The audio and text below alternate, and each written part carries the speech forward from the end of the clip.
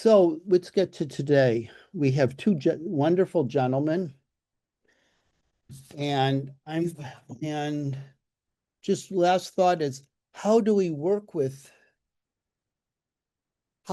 in this day and age to be with others? And how and so like right now, AMI is working with a young Turkish fellow who's translated some of Zerlanga, Nick Egnatz, and Richard Robbins here is working to Turkish. And we've done it for Brazil. And these are important countries. And similar, all countries are important. And Hungary is right in between everything. It's a key country for communication, left, east, west, how might we find peace? Having good offices so countries can get together. What are the potential? And also, how can we go forward together and be more united and learn from each other, support each other, and go forward? Well, both Gergely and Gábor are doing that. And they're here today and sharing the best of their thinking. And we're very appreciative for you. We thank you very much. And now I'm going to tell Thank me you. a bit about you both. Thank you very much, Stephen, for your kind introduction. It's a pleasure to be here. The thing is that we are also part of the international monetary reform movement led by Mario Martinez, due to the persuasion of Joseph Huber, who we met in Berlin with Gergely last year or 2 years ago. So your words, I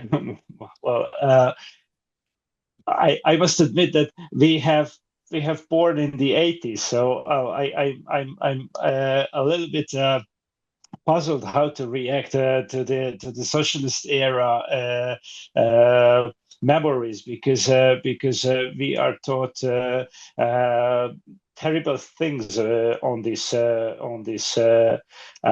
topic, and the dangers of over centralization and the planned economy deficit, which is clearly something that we would like to avoid, probably. This is why we usually harshly differentiate between a one-tier money system and a one-tier banking system. But our presentation is going to be led by Gergely, who has put enormous work into it. So I will just give the word to him. Okay, and let me just say, Gábor. Let me go to Gábor. Gábor, who just spoke, is graduated as an economist from Corvinus, and we do this for all of the speakers. So we want people to know a bit about your background too. From Corvinus University of Budapest and Matthias Corvinus Collegium College, like in 2008, or high school, I guess, Collegium there. He is currently in a strategic position as a senior economic expert at the Central Bank of Hungary. He has been editor of financial stability reports, worked with the macroprudential toolbox regulating the entire banking system, and developing a banking competitiveness index.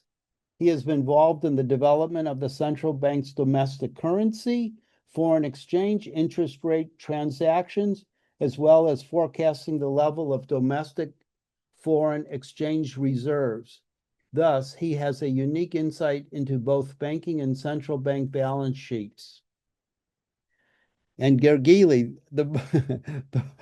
our good friend who's going to talk to us for most of the time, and Gábor just sits back there as sort of like the expert in the background who can be helpful here. I'm teasing you a bit, but I'm just enjoying you. Gergely graduated from Corvinus University of Budapest as an economist in 2005. He is currently a fund manager. He worked for the Swiss hedge fund and for large domestic energy companies, where he managed futures and options books worth billions of dollars a year. As a former central bank researcher, he was one of the first to write and lecture on the topic of digital central bank currency. in Hungarian. He is the founder of the alternative finance blog Penzi Report. And that's a wonderful site. You can go to, it's in Hungarian, you can translate it, their website into English and read it. And it's a very straightforward take on monetary thinking, just right to the point.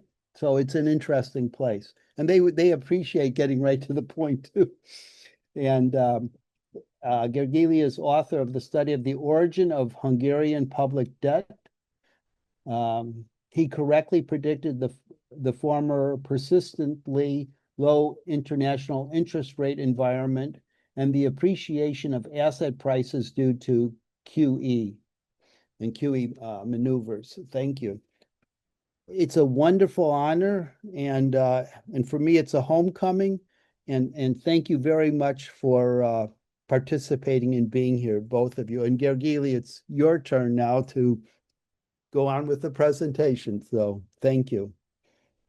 Thank you, Stephen, and welcome everyone. We are honored, but also very glad to be with you today on the conference.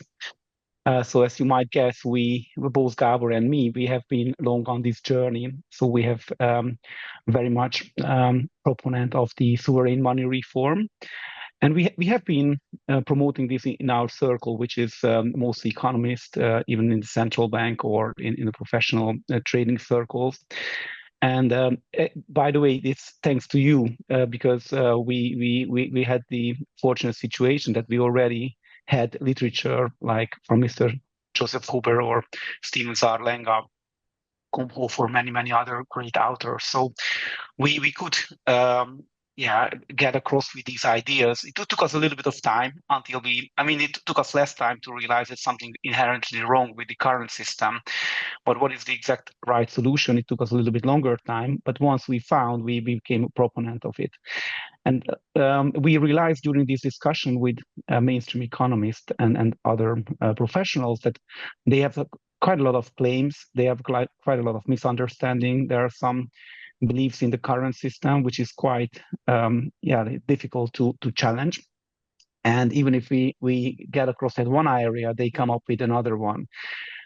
So we thought that there's a lot of issues or a lot of topics that needs to be researched further, and lots of questions that need to be answered. We need even more clarity, even more structure. We need to find an objective way of presenting our arguments. And also we need to quantify our case. It took us like 5-6 years to write a book. In which we believe we answer many of those questions, and not only these, the questions around, okay, what is the problem with the current financial systems and what's the benefit of the reform, but also further claims. Some of them touch the area of communication and marketing. But anyway, so we think that we made a long journey, and we are happy to share that with you. The title of the presentation is how to bring or shift the debate to the next level. We really think that with this knowledge base that we build, we can add something. Hopefully we can help also for you to empower you with even more structure, even more clarity to fight your battle. And of course we want to take care of the Hungarian battle, but also we are part of the same group. So let me share the presentation. Yeah, and thank you. I forgot to talk about the presentation. And there's also like a 4 to 6% revenue enhancement with a more stable financial system that Gergely has talked about before. Yeah. By the way, a lot of topics will connect to the arguments which has already been said. And also later we will identify why, but we have basically always two storylines. So one, we believe we have to be simple because it's a very complex abstract topic. So we have to be able to explain very simple what is our argument. But at the same time, we also need to be credible. So if there's any question, then we need to be able to answer it very, very precisely. Also in the book, we made these two storyline when we present in the main text our core message simple, but what is the background, what are the accounting or the legislation behind it, we put it on the side in the text boxes or optional chapters. We assume here that the audience is much aware of the issues around the current financial systems. Everyone knows that banks create money out of nothing, and the debt and the money creation is coupled, and we can move to a sovereign money reform. So we will more touch the areas which are somewhat new, which adds to your empowers you in your debates. Gergely, yeah. let me ask. It says national money. It looks like it's written in English. Is it out yet, or did you just do that? Come on, spill the beans. No, we reached out our designer to translate the cover, but the Hungarian version is ready. It's already published. It's out in the bookstores. The published date was last November. We are working on the translation, and hopefully we will be able to publish the English version in early next year. So that's the plan. But I need to disappoint you. So that's only the cover and design for now, okay, unfortunately. I was getting excited a little bit. I'll keep it down now. Yeah, and it's just to avoid any doubt. So we are the same family with sovereign money, public money, community money, however you want to call it. We are the same family. So it's a little bit general. So whenever there is a power structure, it's protected first by the belief system, but then that is codified in legislation, which defines the system design, and that design has some consequences. In our case, so there's a belief system, which is the mainstream economist thinking about our financial system. There are some legislation which defines money issuance, restricts or allows one or other actor. And we have some key design element, which is that the private sector allowed to create money and the public sector isn't, and we have some bad consequences. So we will we are following this logic. We will start with number 3. So we will start with the design element.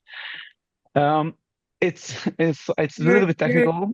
You're not in the slideshow mode if you want to be. I don't know, but we see your whole desktop. So if you want to be in slideshow mode, you have to. We're on just the first slide, and maybe that's where we're supposed to be right now. But Lucille is saying that maybe that one slide can be expanded to the whole screen or something. But it is, or at least on my screen. Okay, it's in slideshow mode. No, it's not in slideshow. I know, Lucille. Can you go to the next slide? Okay, I'm just wondering, if we're frozen here then too. Yeah, I reshare because on my screen it looks like it's already in full screen mode. Yeah, if you go to that one screen, it will be able to follow it nicer than I think. Okay. How about now? Oh yeah, that's beautiful. Now this is money recording, creating institutions. Yeah. All right, thanks for the note. Thank you. Thank you, Lucille. So we jump into technicalities. We will ease up a little bit later. So basically, we enter the same debates as you did, whether banks indeed create money out of nothing or not.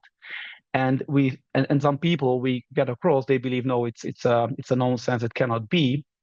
And yeah, we had that argument pro and cons, and it took us a bit of time to identify. Okay, there is an objective way of looking at these things, and the objective ways is the financial accounting. So basically, all the money what we are talking about is a record at a financial institution, which is a central bank, or as we also identify bond market as money recording institutions, which we explain later. But anyway. So our approach is that, okay, let's try to put this debate on an objective basis, which is, in our case, accounting. And let me quickly explain. Some of you are very much aware of double entry accounting, but just simply explain how it works. So we could also use a single entry accounting, basically listing what we have or what one person has for example, a house and a car with pluses, and then what it owes, for example, a mortgage, and what its net wealth. And basically, double entry accounting is not very complicated. It just reorganizes this listing. So it say, okay, what is pluses? We put it and let's call it assets, like a house and a car. And what are negative, or the equation, we put it on the right side. We say, okay, these are liabilities. So where we have the house and car from, either we borrowed money or it's our own money. And basically here we jump to the financial accounting, which is kind of the very much the core of the whole problem, or the trick, which is that the financial institutions can record money as a liability. So they pretend they issue a liability, they issue debt, but in reality, that debt doesn't have any maturity. So in a sense, they just issue money. So let me give you an example. And the first part is, okay, this is a history. So that kind of the accounting history comes from the ages where some private banks or the central bank was issuing paper money, which was redeemable in gold and silver. And they rightly could say, okay, this is a liability, or it's a kind of debt because it was redeemable in gold and silver, although because people were not really converting the paper cash into gold and silver, you could also claim that's already not really a liability. But going forward, this is already central banks today.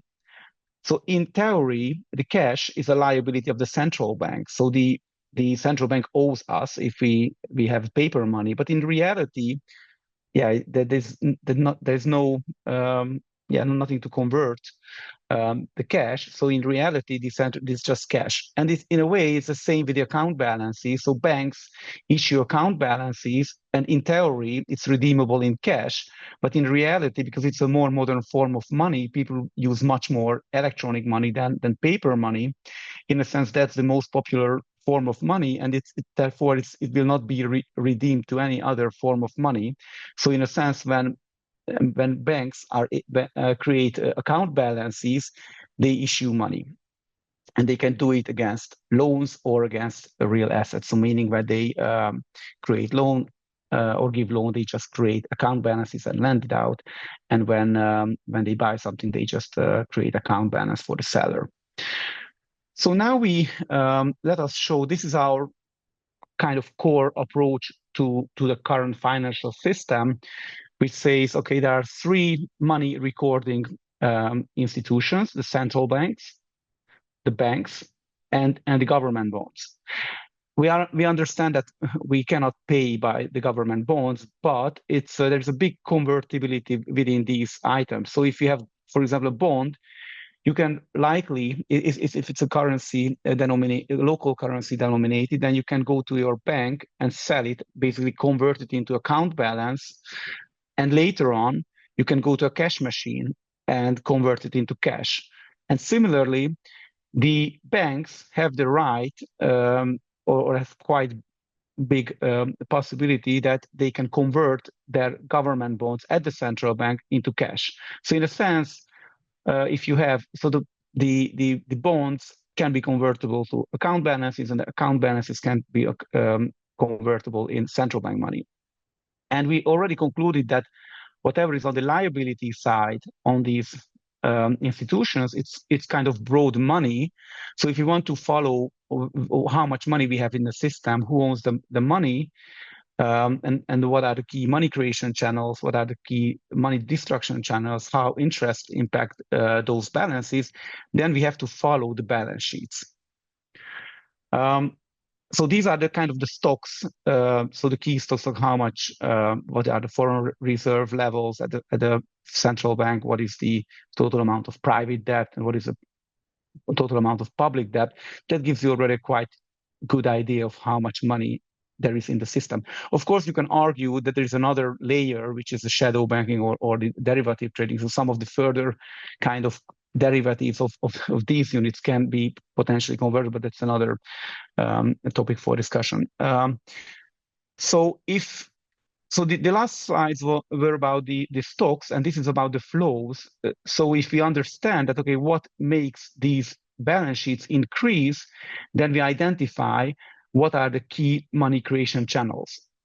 For example, in case of the bank's balance sheet, the new loans, but also central bank money inflow, interest earnings, foreign reserve or foreign currencies purchases, asset purchases, revaluations, loans to other bank profits. That's all, in a way, a money creation channel.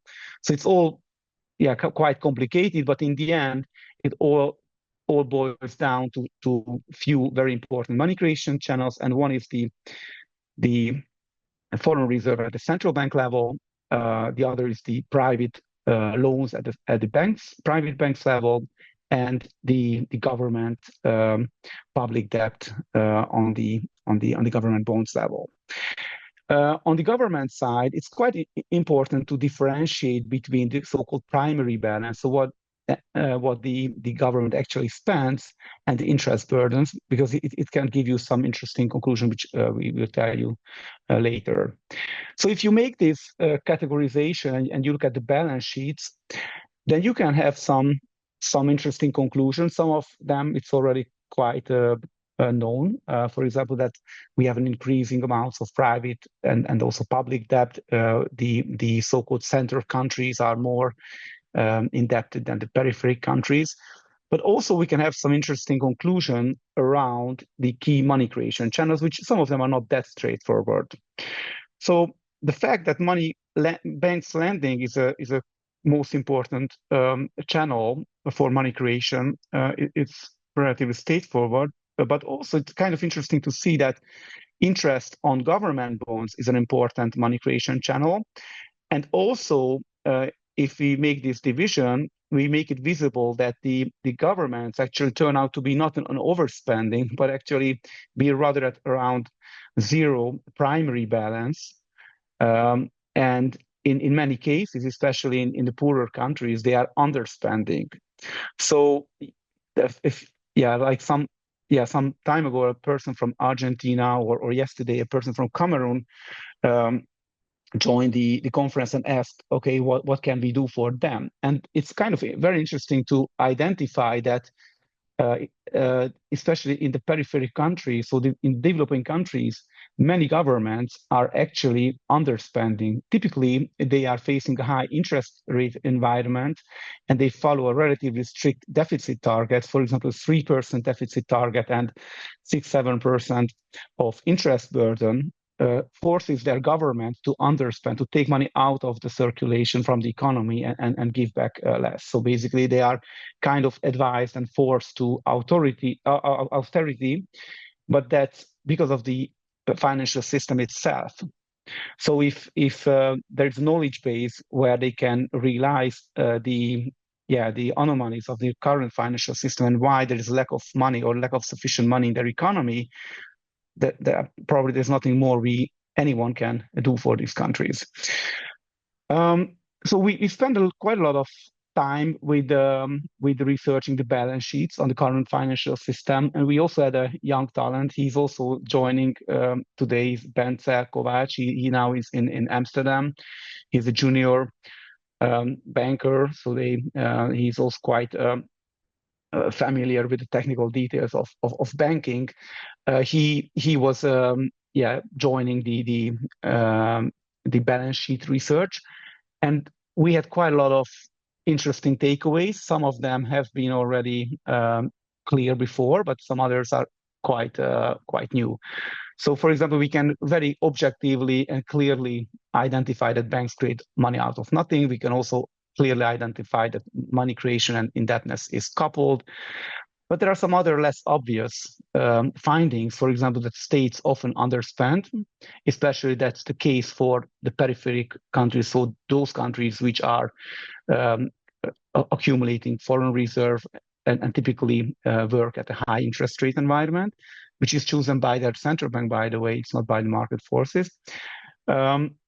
Interesting finding that a public debt burden, so the interest burden, is an important money creation channel, because for whatever reason, the amounts of bonds increase on the bond side, later on it can be converted into bank money or central bank money. It's also interesting that with this balance sheet approach, we can basically combine or unify two big problem areas. So the sovereign money people mostly vocal around the bank's activities, the private money creation, and there are some other people who are more highlighting the problems of the central countries and the rest of the world. So that some countries, due to being able to issue the reserve currency, essentially they can funnel some money out from elsewhere. So basically, this balance sheet approach can unite the two critical areas. The balance sheet approach also identified that there are two different group of countries, central countries and periphery countries, which have some different characterization. And last, not least, it's also, once we identify what creates money, how interest rates impact different balance sheet items. We also clearly identify that the general central bank approach, which tries to handle inflation with higher interest rate, is at least incomplete, but in many cases is just incorrect. So this was part one, but basically this is a very objective and a very detailed, very technical discovery of the current financial system. We made it actually only for the reason to be able to very clearly identify the problem areas, and that we can put some numbers behind our claims. So once we get to the problem areas, so the problem isn't to identify some. Instead, the issue is how to group them. And there's a list of big problems, and any of them can create a lot of harm to societies, to people. Governments are underspending. Part of the bank's earnings are undue, in our view. Foreign reserve accumulation, in a sense, transfer of wealth to the richest countries. And there are some other problem areas, like ever increasing debt and ever increasing real estate prices, making young people hard time to collect savings to find or buy a house. The system is uncontrollable. Sometimes you have a lack of money, you have a big crisis, high unemployment. Other times you have big inflation, even higher asset price increases. And then some, again, other areas, the societies are dependent on the because banks provide a payment system. So the public needs to give some insurances, some backstops, and also there is a moral hazard. And on top, you have excessive payment services. We can group these problem areas. We made 4 groups. So it's undue flow, which is basically because of the money creation rules as how they are today, the society loses around 2 to 3% in our calculation where it comes from. So that's around 1%. If you look at the last 40 years, if you look at, for example, Argentina or Cameroon, any of those countries which we touched, so many of them run a primary fiscal balance, especially if you look at the longer horizons, if you exclude the COVID years. So in a sense, that's the reason because of this current financial system. If we had a different financial system, there wouldn't be any government debt and there wouldn't be any interest on that. So basically, the government would not need to underspend. Instead, it could be it could generate the seigniorage income. But okay, so 1% is on avoiding underspending. Another percent is avoiding undue interest differential income on the bank's level, and another around 0.5% is to avoid the undue flows between the countries due to the reserve and foreign debt. You have instability, vulnerability, and also another area which is quite obvious, but it's somehow less discussed, is the payment cost. So most countries and also the globe as a general spends around 1% on payments. That's payment services like account, monthly fees, transfer fees, bank cards, credit cards, debit fees. So it's not about interest, it's all about fees. So that's about 1% of GDP. At the same time, if you think about it, it's not more complicated to create such a system than an email system or any fintech company can create a payment system. So it would be quite reasonable to think of converting the whole payment system at first on country level for a common good. So basically, the state or the central bank could buy an account management system. It's like a core banking system. It's a software which could serve the whole society's payments. So basically, everyone had an account at that system, and all the transfers would be for free. And by doing so, the societies would save around 0.5 to 1% of GDP. So if you add those together, then somewhere between 2.5 and 4% of losses are stemming from the current financial system. It gets a little bit heavy, so I try to ease a little bit. I just wanted to show you a little bit the depths we went into, and a little bit I'm getting back here. So we were discussing, okay, how the system is designed and what are the bad consequences. And we also need to know, okay, why is the system designed as it is? So the money creation is private, but if we go into more technical details, it's about the money issuance. So who is the institution which is able to create the medium or issue the medium that we use as a money? In our case, the bank's account balances. That's one leg of the issuance. And another leg is which institution is able to convert its asset into money. And that's also, so who is able to issue a reserve or any asset which can be converted into money. So these questions, also these rules are defined or codified in the legislation. So we need to understand how that works, and also why are the legislations created as they are, and that's much on the belief system. So we will not go much into details, but to sum it up, so there are three main areas of laws which shape the money creation. So first, there are some laws which restrict state money creation. That is the prohibition about monetary financing, the limitation of budget deficit and debt ceiling, and also there is a perceived restriction on electronic public money. And if you look at, okay, where is it regulated, it's a bit of net of legislation. There is some soft language in the IMF and some international financial institutions, membership documents and some codes that basically directs or encourage their members to act in a way or codify these stance in their local law. And then later, for example, monetary financing, it's just giving you as an example. So at the IMF level, the IMF in their article of association, they say all the members should be mindful of financial stability. And basically they should create a financial system which is compatible with international standards and with the financial stability.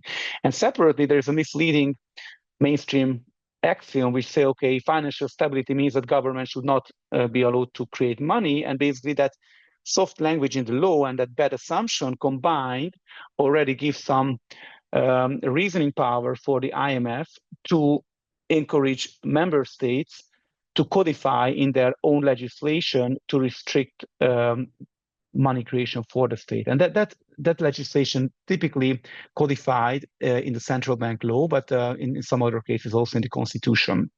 And also there are some monetary unions, including the EU or the African franc zone, which also forces or their member countries to avoid state money creation. That's just giving you an example. So we made a whole listing of these laws, but in a sense there are basically three core.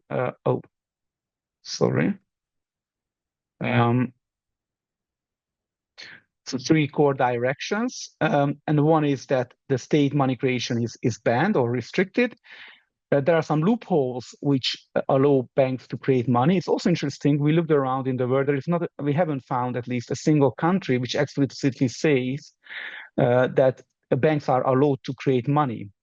It's rather that there are loopholes. So the how the deposit is defined and what are the reserve criteria which allow a loophole, which in a sense allow banks or private money creation. And the third layer is that's something which you probably less focus on, but it's between the peripheric and the core countries. So between the countries which collect or accumulate foreign reserves and the others who issue for these foreign reserves. So there are some laws, especially on the IMF level, which encourages the member states to hold relatively, we believe, sometime unreasonably high level of foreign reserves. All of these laws have some moral backing, and that is the mainstream economics, which basically has a number of misleading axioms. Of course, we will not touch any of them now, but there are a few big important messages, and one is that money doesn't worth dealing with. So first of all, there's nothing to say here because money is not important. It's neutral. It doesn't affect economic growth. It doesn't affect even inflation, or we are not sure whether it does or not. And there's a second core premise or message, which is state money is bad. It's inflationary, while banks aren't money creator at all. They are just intermediaries.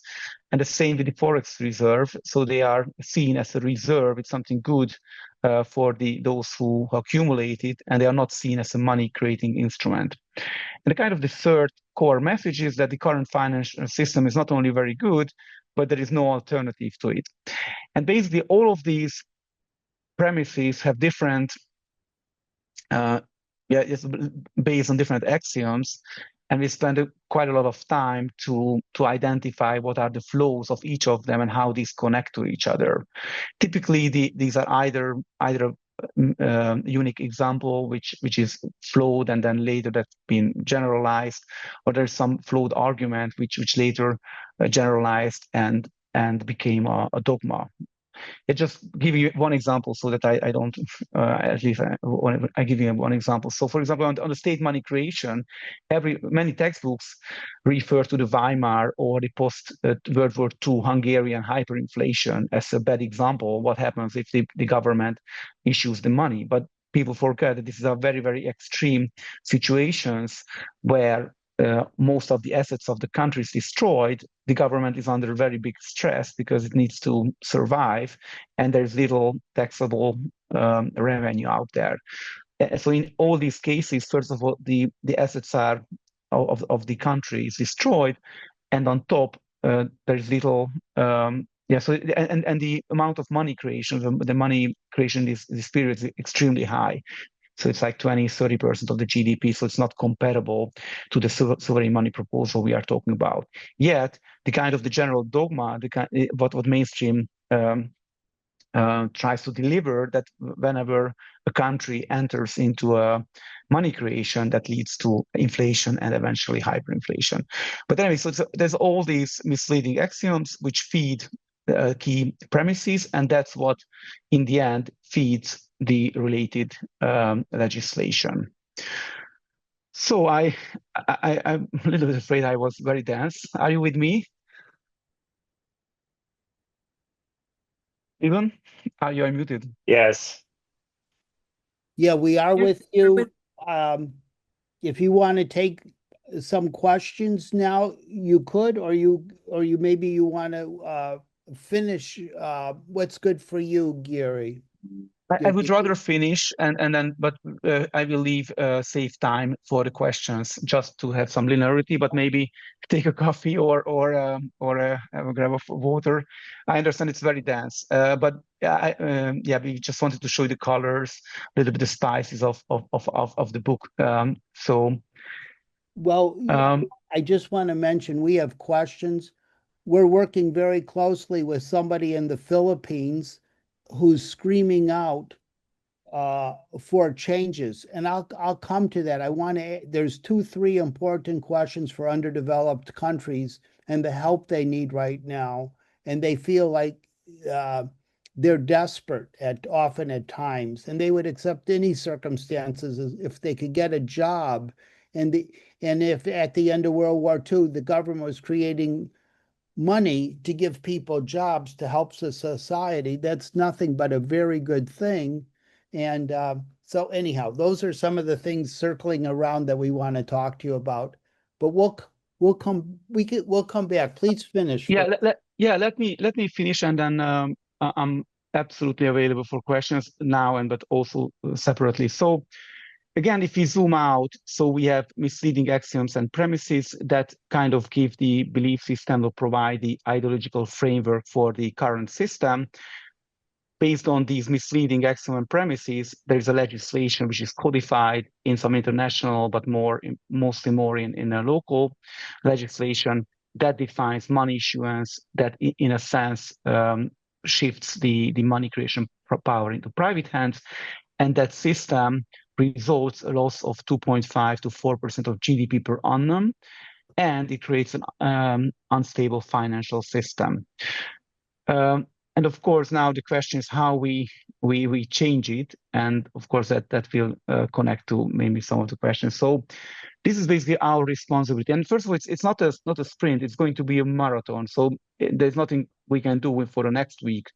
I think the best what we can do is strengthen our knowledge base and share these ideas with others, so that we reach a critical point where there will be some politics who will reflect this and make a system changes, which in the end allow more people to be left at the general public and create a system which doesn't enrich the very, very richest. But it's a long journey.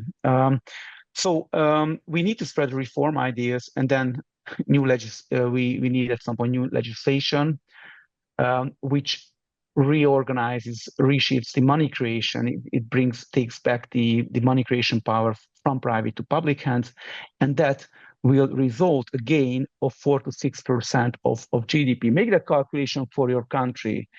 In the Philippines, I don't know what's the GDP of the Philippines. Let me check it quickly. What is it? So, well, before someone checks it, I can say it for the U.S. So you have per capita something like $60,000. So 4 to 6% of GDP. That means around $2,000-3,000 annually. So that's what a general person can win. And I don't know, the Philippines, maybe it's $1,000, but it's not a negligible sum. So I think that's what everyone can win, and the gain is from wealth redistribution at first, but second, because more money will be left at the general person. Of course, its consumption, marginal consumption, is much higher than the very, very richest who have already all their needs fulfilled. So if the kind of general person can win back that 4-6%, that also means that the economy in general will be healthier. How do we get to this 4 to 6% number? In the meanwhile, does anyone know the Philippines GDP per capita? Then let me know. I'll come to it. It's a general question, and I'll give it to you when you're finished, Gergely. Yeah. Okay. So if we make the reform, first of all, we can avoid these undue flows which are characterizing the current financial system, so that government's chronic underspending, especially in the poor countries, undue banks' interest differential, and the reserve accumulation, which funnels resources from the poor countries to the richest. So that's 2 to 3%.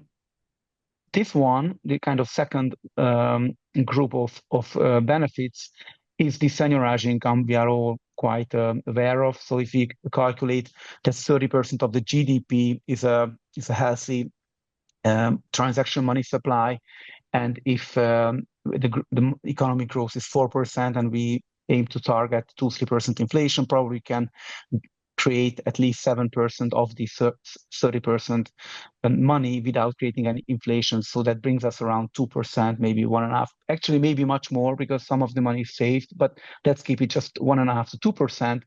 And what I also explained, the payment cost could be saved up to half, but rather 1% of GDP.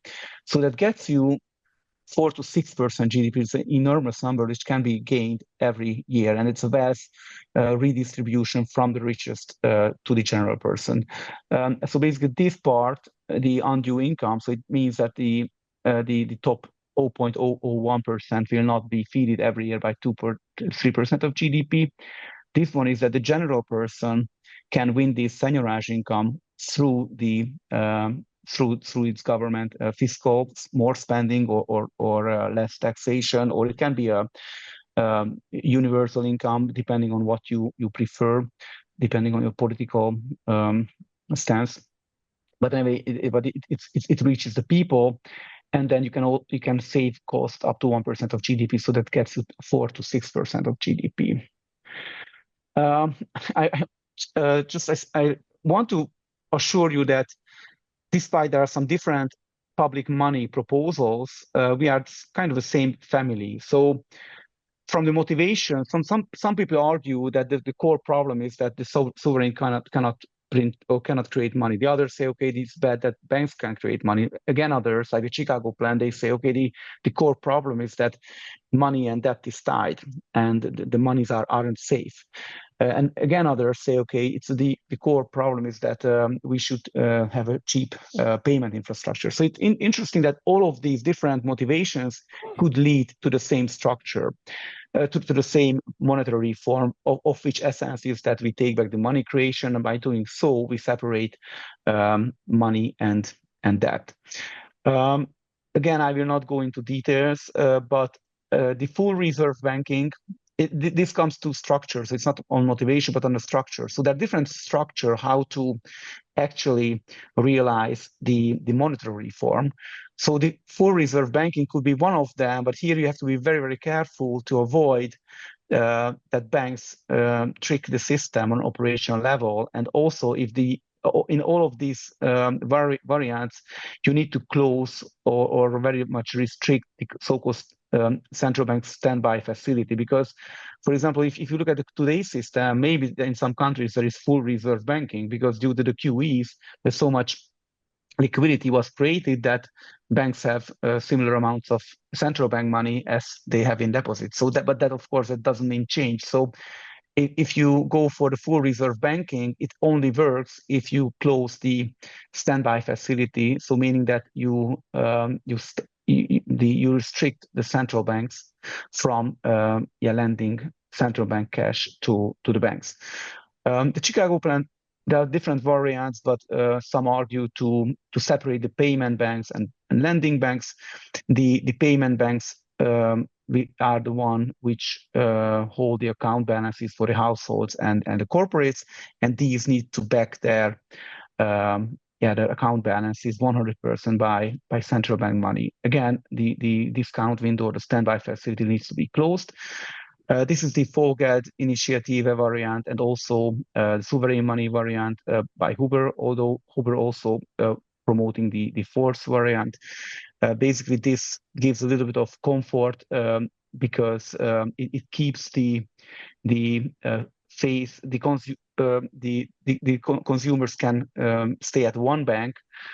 So it gives the comfort of the first variant, but yet it has the security of the second variant because it still differentiates the central bank money, so the account services and the rest of the bank activities, and this part, so the central bank money, and on the other side, the account balances are taken off balance sheet, and banks became a kind of operational entities for the payment services. At the same time, they also be the one who create loans or loans out existing money and collect investments. So the fourth variant, which many others touch, public electronic money, or we also promote it under the national money, says that basically we can, with the current technology, we don't need a middleman here. So we don't need a bank which has 100% reserves, and against it shows account balances. That's already no novelty. So we can the central banks can do it. So all the households could have, and all the corporates could have their money at the central bank. And basically, this is the most efficient variant where you not only gain all the first 2-3 benefits, but you also make the payment system, so the payment services as a common good. So these are all the same family. I think they are all grasping the same problem, so taking back money creation. I think in the first and second variant, you need to be careful to avoid some operational loopholes. And I think the fourth variant is by far the most efficient, because not only you take back money creation and separate money and debt, but you also win the payment services cost. So we are already quite advanced here, where we are again. So we identified how to take back money issuance, money creations, different forms of it. We also identified what are the benefits of the reform. And now we want to say, okay, so who do we need to convince? So how do we get it done? And if you already present your ideas to mainstream economists, sometimes or very often you identify that they come up with quite a lot of excuses. They say, okay, this is the same as Bitcoin, or the monitors have already tried this. Okay, this is already an old debate between currency and banking school. Which do you like? You want to argue for the Keynesians or the Austrians? So it's quite a lot of, we say this is excuse or communication tricks. And we identify that if we want to win the debate against the most sophisticated mainstream economists, we also need to be able to dismantle these criticism or excuses. And the way how we can do it, it's a very heavy and very, so we read a lot of literature to kind of dismantle these claims, but basically we need to define exactly what we are and what we aren't, because many of these claims are false associations of our ideas with others, where we have something in common, but there are some differences, and basically the counter argument picks another system or another idea, takes another element or other feature of it and try to discredit our idea based on that. And we will show you some concrete examples. So I think first of all, it's very important to differentiate what we are and what we aren't. So this 2x2 matrix would say, okay, who creates money and whether money and debt is coupled, yes or no. In the current financial system, the money creation is private. And I'm sorry, unfortunately, this is switched. Yeah, it's switched. Sorry. So this is yes. Yeah. Sorry. Sorry. I just identified. Yeah. So this is yes. We will if you when we distribute the size, so we will change it. So this is a yes. Sorry. So in the current financial system, money creation is private, and the money and debt is coupled. We made some text changes here, and basically in the national money system or the sovereign money system, the money creation is on state level, it's public, and the money and the debt is disconnected. Some of the criticism tries to say, okay, that this is the same as a gold or Bitcoin standard, or it is kind of same as tier 1 system. But for example, the tier 1 system, so what we had in the communist era, is different from our proposal, because here not only the money creation but also the credit creation is at the state level.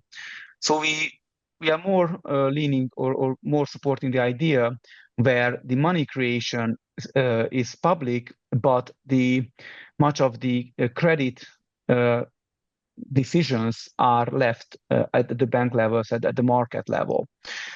So this differentiation is quite important. And another one, this is the most heavy and the most boring. So not only we digged in to understand what the mainstream economists said, but we also kind of digged in to understand what the currency banking school, Keynesians, Austrians, post-Keynesian, etc., they said. And basically this list of key discussion points and what the approaches of to these points of different schools is needed, because that's the only way we can differentiate ourselves or distinct ourselves from MMT, for example, from Austrians, from Keynes, from currency schools.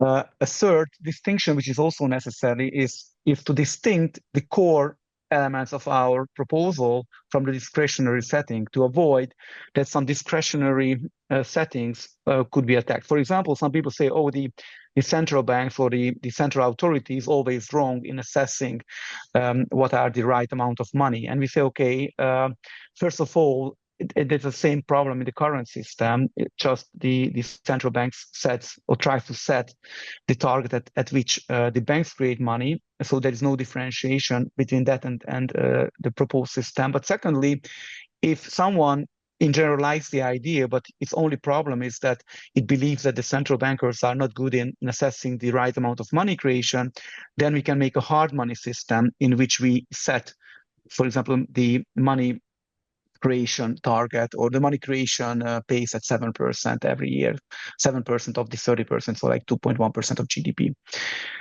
So if once we make this, I'm going to the end. So once we make all these differentiation, distinction, then we identify that many of these claims are false associations. So also false associations with other financial system, false associations with other schools, false associations because some people confuse the transition, which are and the problems of the current financial system. They try to mirror it to the new system. There are some other tricks, the forced choices, reframing,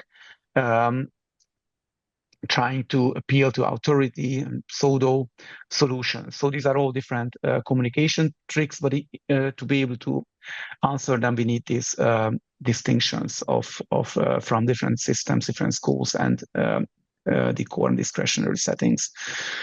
So once we're done with that job, we identify the key communication tricks. Many of them you are aware of, and basically the last one is the current discussion on the CBDC discussion, which is kind of a good example of how these tricks are applied. And we are already a little dense, but let's. This is going to be the only last technical one.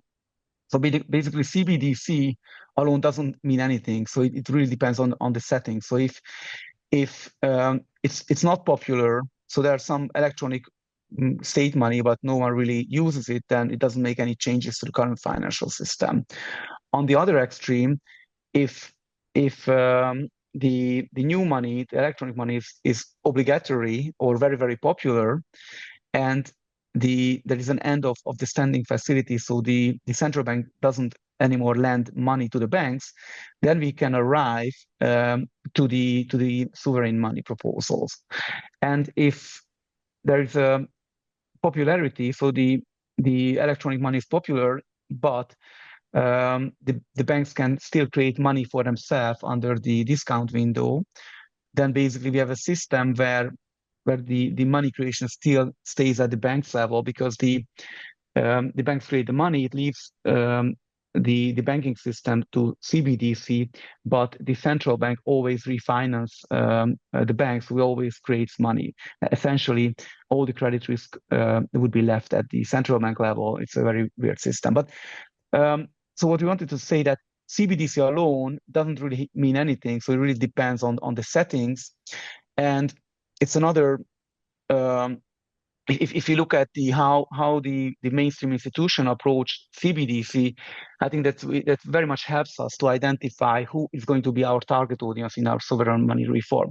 So that's the CBDC discussion is around like 8 years long, and there's a pattern that basically central bankers try to avoid this discussion. First, they try to dilute the word. They say, okay, there's wholesale CBDC.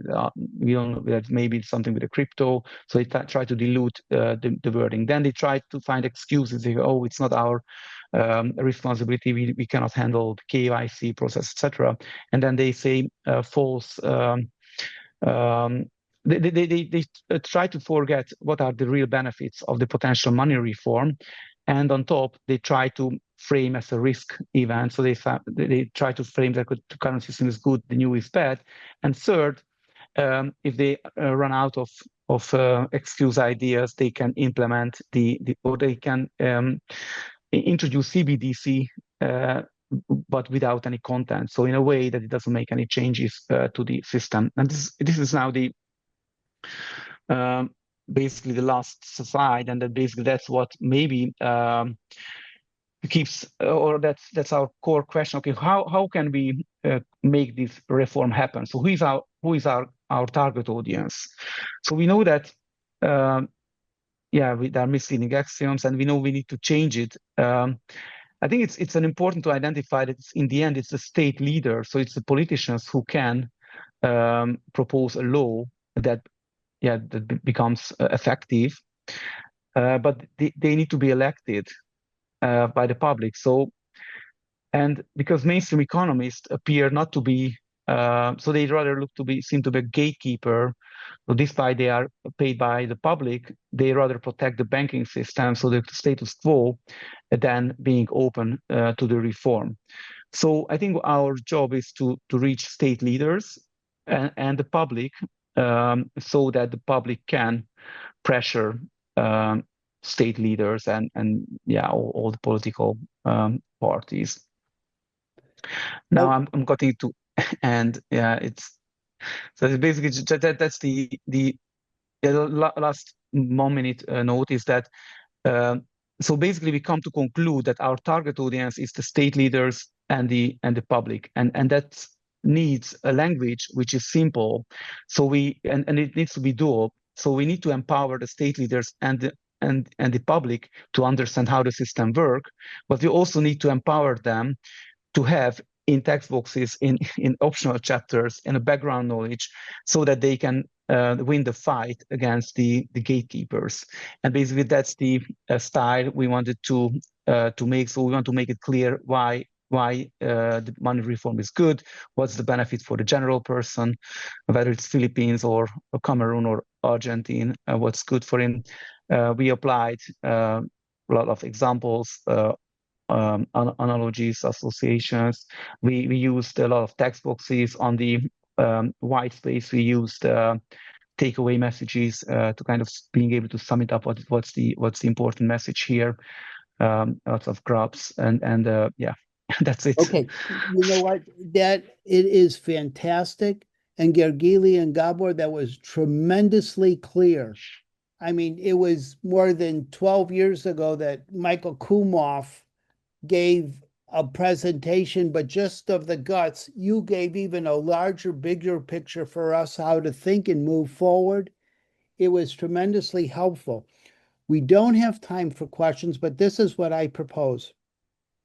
We've gone through 24 presentations in this conference. So we've got, as an audience, there's about 500 people that have participated in watching these, and there'll be thousands more because in a week, your presentation will be, on the internet or available on YouTube. And so what's going to happen is we'll come back, we'll digest it. We will go over this presentation like a classroom.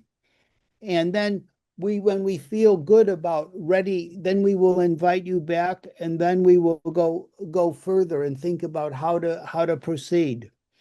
The other presentation that was very comprehensive, and I'd recommend you to see it, would be Koro Yamaguchi's, a gentleman from Japan, and he wrote this book, Public Money, and you and him, or you two and him, and his son, it's his son, you all got to a very similar place. And he's the systems dynamics modeler. So you'll go through, we'll have to have Gábor going overtime because we're going to get a lot of models here. So you guys will, anyhow, this comes recommended. It just came out in English. It was in Japanese, and it was constructed, but now they've put it together in English just this year. And it'll be, all of that is very helpful. But we'll be back. That was, you better allow us to beat a drum so we can walk forward together. And thank you for that. Thank you. God, I'm forgetting thank you in Hungarian. Sunam. Huh? Sunam. Sunam.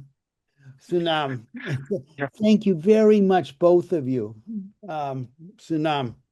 And Yeah. so, yeah, we need to move on Oh. and let Joe Polito say thank you. Go ahead. And what do you I want? think we still have 10 minutes according to our schedule. Do Yes. we? Oh, fantastic. We got time for questions. Joe Polito, you're on. Unmute. Yeah. And you got two connections. Okay. Is that Oh, okay? fantastic. We do it this time. I have a question about your expectation of growth. I'm thinking maybe you're underestimating it. The Kumhof had similar kinds of estimates, and I think in terms of productivity, you're right, but you're forgetting, I think, the full employment that you would get. This system would allow a full employment economy. Real unemployment in the, let's say, United States is like 8%, 9%. When you consider all of the involuntary unemployment and under unemployment. Canada has the same problem. Maybe Europe is even worse. So if you add in the full employment, I think you get a bigger bang for your buck. Second thing I would mention is that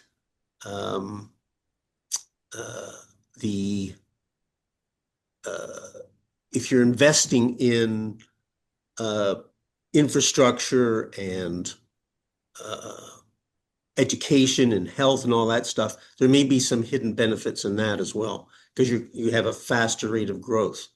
So, and the other thing that Kumhof did was he said, and by the way, to the banks and everybody else, you're going to be more profitable. So they would buy in. I think that's an angle you might explore. Thanks again. That was a great presentation. I am looking for, I think Steve's got a great idea. We should have you folks back and take a really deep dive after we have a chance to digest it. Young Kim. Oh, Thank you for the question, Joe. Shall we answer it now, or shall we just wait for the rest of the questions? I think he was giving it to you as a statement, and then we will come back to that. His idea and question will be thought about, but if you have, Gábor or Gergely, a quick response to that, by all means, please say it now. No, we will take the opportunity to talk it over. It's okay. Okay. If Yeah, just one. Go ahead, Gergely. Yeah, just I like to separate things. So also I think there's a lots of benefits of our core message, which is take back the money creation, and there are other problems to which we might have different opinions. But whatever believe that the growth potential is 2% or 6%, I don't think it's different or must necessarily changes the underlying assumptions why monetary reform is good. So we can still go ahead, and yeah, there are lots of questions to explore. Yeah, and I mean to answer them. Yes, good. Yeah, a foundational way to go forward, you're saying too. Young Kim. Hi, thank you very much for your great presentations. And I'd like to learn more deeply from your presentations and want to, as you're sharing your the slides for every attendant. And my first question is that your numbers or figures of GDP, percentage of GDP, this GDP means worldwide GDP or the OECD GDP or EU GDP? What level of GDP do you are meaning? And my second question is that when I look at the government bonds, the yield curve for each countries, the lowest is now Switzerland. The highest is maybe Turkish or Egypt, 20%. The yield curve, or the official interest rate, the base interest rate of the government fund is some very big differences by countries.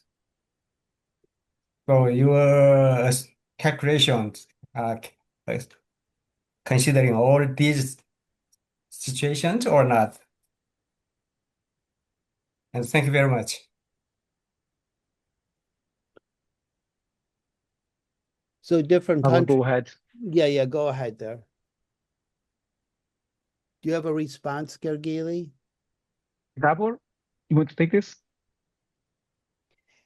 There's different interest yields on each country, and how might that affect your thinking? And you take those. Yeah, the calculations used a flow of funds model, and they used the available yield curve data and balance sheet data for all the relevant countries that we took as an instance. We used three huge center countries and three representative developing countries to give this. So they are absolutely accurate based on a time series approach. But yeah, that's a relevant difference in yield curves, but we accounted for that. Or in other words, in general, so many countries share, or the core countries, the central countries and periphery countries, in general speaking, they share much in common, but of course there are differences. So ideally, we have a country report for every single country. But so once you have this framework of balance sheet approach, you can make that calculation. What was the what are the exact benefits and what were the undue flows, etc. Yeah, maybe in a few months when we get together, maybe we'll pick on the Philippines or some one country and we'll try to study it a little bit. Or Cameroon might be another country, but we do have people who are knowledgeable and can gather local data and support us from inside, say, the Philippines. They're asking for help in particular. Let's go to John Root and see what John wants to ask. So I have a sort of a more general question, but first I need to say that this sort of work that you've done that doesn't change basic assumptions, right? That's just working with what is and, unmasking, making it really clear that it's an ideology, not real economics, not based in reality, is really important. But on the other hand, getting at the assumptions about what money is, the nature of money, is also something that needs to get into that presentation. So for example, it isn't possible in the nature of money, it's not possible to issue money out of nothing. You're either going to issue it to buy something, in which case what you bought is the representation of the value, the money is representing the value of what you bought, or you're going to issue it as credit or capital or whatever on the basis of somebody's commitment. So there's a fundamental assumption about our relationship as individuals to money creation that I believe that when you bring that into the whole issue, people become motivated. In other words, you mean we could be responsible for making sure that all the transactions that people want to make that are in demand, for things in demand, can happen, that there is no artificial scarcity? Well, yeah, let's do that. I yield. Thank you for sharing, John. John's getting to the idea that the individual, the person, can see his life in a new light as you talk about working with the state legislators and the public education. John's focusing there on the public education and the individual to see themselves in a sovereign way, being able to go forward. I just want to share how I take John, and if that helps you to hear that a bit. Connie from the Netherlands, please share with us and unmute.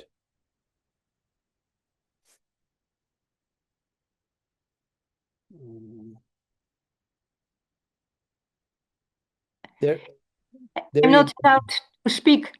Yeah, you're good now, Connie. Nu? Are you hearing me now? Yes.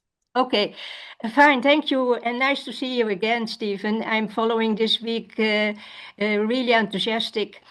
I had a remark on the slide with the starting point, the first bullet point that was saying banks create money out of nothing, and that was also like John just said. We here certainly in the Netherlands, but also more and more in Europe, we are saying banks create money as debt. That is something else, and something more realistic, that it is not out of nothing. And then you can show the balance sheets, etc. And it is also stated by the Scientific Governmental Council, and their report and the advice to the government was saying as money and debt. And we can use that report officially also on European level. And another what you said, and all these slides were really great, excellent, but that the points, the arguments, we can use it to the economists. But that is, for us, it is a too small hub. It is for policymakers, all the everybody who has a responsibility in the financial sector. Therefore, it is important. And we just released a new book here, and it is called Money Enough, but Not for You. And it has an excellent review in a national paper, a respected paper today.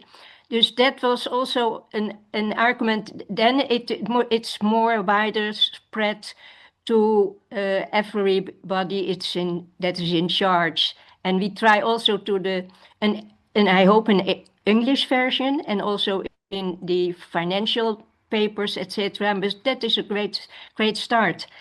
And I hope you. Now, I'm curious to know what your answer is.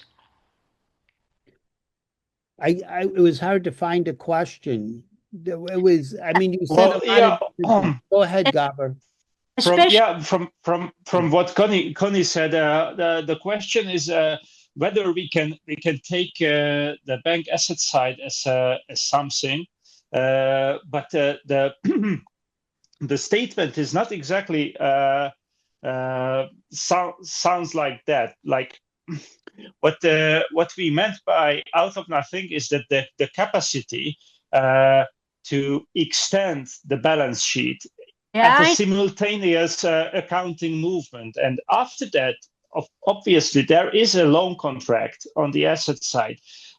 For its value, it's not exactly sure, because it depends also in the economic circumstances. But the bank itself issues its own liability as an IOU. Well, I know, from nothing, basically. Yeah, I know, and we are certainly aware, but they are written on the left and the right side.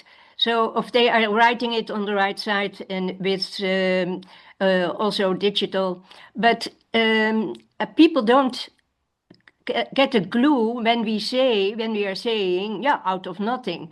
And when you are saying, well, they are written down, there is nothing, but you are written down on the left and right side, then like your example, then they understand it better than only out of nothing. Do you understand what I mean? Are you getting? I try to. We can get to that later. Yeah, we got to go. We're over time. Connie, I would think that some goes with Joseph Huber's idea of a ledger, and money is to be thought about as social equity a little bit. Gentlemen, thank you very, very much, and we will stay in touch. And thank you very much, both of you. Fantastic presentations, Finn. Thank you for being here. Thank you for helping move the whole world forward in a good direction. So we'll be in touch. Thank you, Gergely. Thank you for the opportunity, Stephen. Thank you. Thank you, and for your hard work in all those years, and good luck with funds managing, Gergely, too. Okay. Thank you. Actually, I'm thinking of dedicating my life for monetary reform, so I'm quitting fund management. Okay, well, a risky one, yeah. Okay. Yeah. Well, we're in prayer for you. We're in hope too. Thank you. Okay.